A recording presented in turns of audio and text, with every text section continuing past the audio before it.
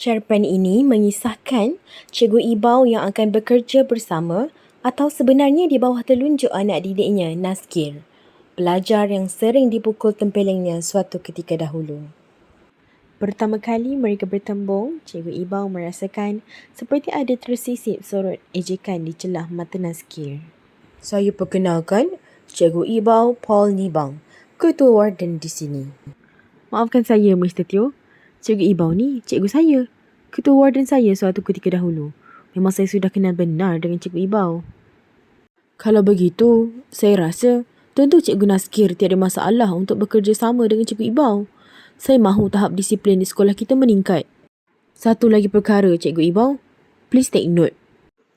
Oleh kerana setiap masalah disiplin kita tertumpu di asrama, saya juga mahu melantik Cikgu Nazkir menjadi warden. Saya harap Cikgu Nazkir tidak keberatan. Cikgu Ibau melongo. Dia ketumpulan kata-kata. Tiada kata-kata yang mampu diucapkan apabila melihat anggukan Nazkir. Akhirnya, dia keluar dari bilik pengetua dengan perasaan geram. Di kantin, semua sedang kecoh berbincang tentang berita Cikgu Nazkir akan menjadi warden di Asrama Sarjana. Asrama yang kerap mempunyai kes-kes disiplin. Kau rasa bagaimana? Bagaimana apa? Cikgu Nazkir lah. Kau rasa dapatkah dia mengubah disiplin di sekolah kita ni? Terutama sekali di Asrama Sarjana. Aku yakin dia akan dapat berbuat sesuatu. Kalau tak, takkan dia dihantar ke sini. Bukan begitu, Cikgu Ibau? Dia hanya ada kelulusan, bukan pengalaman. Lagipun, masalah disiplin tak mampu diselesaikan dengan teori. Berilah dia peluang. Kita tak tahu kebolehannya lagi. Kau orang tak kenal siapa Nazkir tu. Bekas pelajar aku. Aku tahu perilakunya. Aku ni guru yang lebih dahulu makan garam dari kau orang. Manusia boleh berubah, Cikgu Ibau. Kalau tak, takkan dia boleh dapat ijazah hingga naik pangkat menjadi penolong kanan HAM. Kau orang jangan nak menyindir aku. Aku tahu aku bukan ada ijazah. Tak masuk universiti macam kau orang. Tapi tak semestinya kau orang lebih bijak. Itulah ilmu sekelumit belagak nak mengajar orang tua. Kami hanya beri pandangan, Cikgu Ibau. Takkan terus marah. Cikgu Ibau terus bangun meninggalkan tempat tersebut dalam keadaan yang marah. Kemarahan Cikgu Ibau sudah berada di tahap klimaks. Dia seperti ditikam dari belakang. Dia berjalan dengan penuh kemarahan menuju ke bilik Cikgu Nazkir.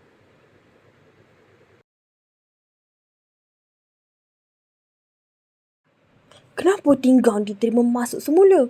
Bukankah dia dah dibuang asrama? Sila duduk dulu, Cikgu. Kita bincang setiap kekhusutan. Kenapa saya tak dimaklumkan tentang hal ini? Kenapa saya tak dibawa berbincang bersama? Saya masih bertanggungjawab terhadap tugas saya. Saya bukan patung, bukan kayu. Kita nak beri dia peluang. Lagipun, saya kasihankan masa depan budak tu. Saya dah kaji latar belakang Tinggang.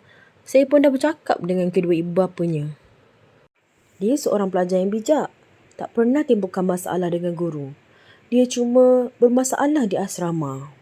Maknanya, kita nak terima semula budak berdebah tu. Semudah itu. Nanti, pelajar tidak akan takut lagi untuk buat kesalahan. Akhirnya, mereka akan naik kepala. Saya dah buat perjanjian bertulis dengan ibu bapa Tinggang. Saya sendiri akan pastikan kes-kes begini tidak akan berulang. Saya masih tak boleh terima. Kenapa saya tak diajak berbincang? Sekurang-kurangnya, saya perlu dimaklumkan terlebih dahulu. Sebab saya tahu cikgu tidak akan mengubah sebarang ketetapan. Saya kenal cara bekerja cikgu. Biar kali ni saya buat keputusan. Biar keputusan yang sama tidak berulang 2 kali. Aku dah agak dah. Semuanya ada kaitan. Nak pulangkan paku buah keras. Nak tunjukkan kuasa. Nak lampiaskan dendam. Cikgu Ibau terus keluar dan menghempaskan kemarahannya di pintu. Tidak lama kemudian, Cikgu Michael Teo memanggil Cikgu Nazkir dan Cikgu Ibau berjumpa di biliknya. Sebagai guru, kita perlu bersikap profesional. Jangan ada dendam dan prasangka. Saya tak mahu menyebelah sesiapa. Bagi saya, kekusutan yang berlaku ni hanya salah faham. Sebenarnya, Cikgu Nazkir telah memaklumkan kepada Cikgu Teo supaya Tinggang diterima masuk semula ke asrama. Cikgu Teo pun bersetuju dengan rasional yang Cikgu Nazkir kemukakan. Saya ingat perkara itu sudah dibincangkan dengan Cikgu Ibau. Silap saya kerana tidak teliti. Saya harap kita dapat mengetepikan segala perbezaan pandangan dan pertelingkahan. Biarpun berbeza pendekatan, saya yakin motif dan visi kalian adalah sama. Kita berilah Tinggang tu satu lagi peluang. Mana tahu dia boleh berubah seperti Cikgu Nazkir. Tak begitu, Cikgu Ibau? Cikgu Ibau terangguk dan terpukul sekaligus. Cikgu Ibau, kalau you ada hasrat nak letak jawatan, lupakan je. You ada 6 bulan lagi sebelum bersara. Lagipun, you dah memang sinonim dengan Ketua Warden. Pengalaman you amat diperlukan. Baru saat itu, Cikgu Ibau menyunggingkan senyum. Dia rasa dia masih dihargai. Keringat dingin sudah mula merembes di dahi berkilat Cikgu Ibau. Perasaannya bercampur baur. Perasaan sedih lebih menguasainya. Dia menyusun tapak memasuki daerah persaraan. Muzik beralun perlahan dalam lenggok melankolik.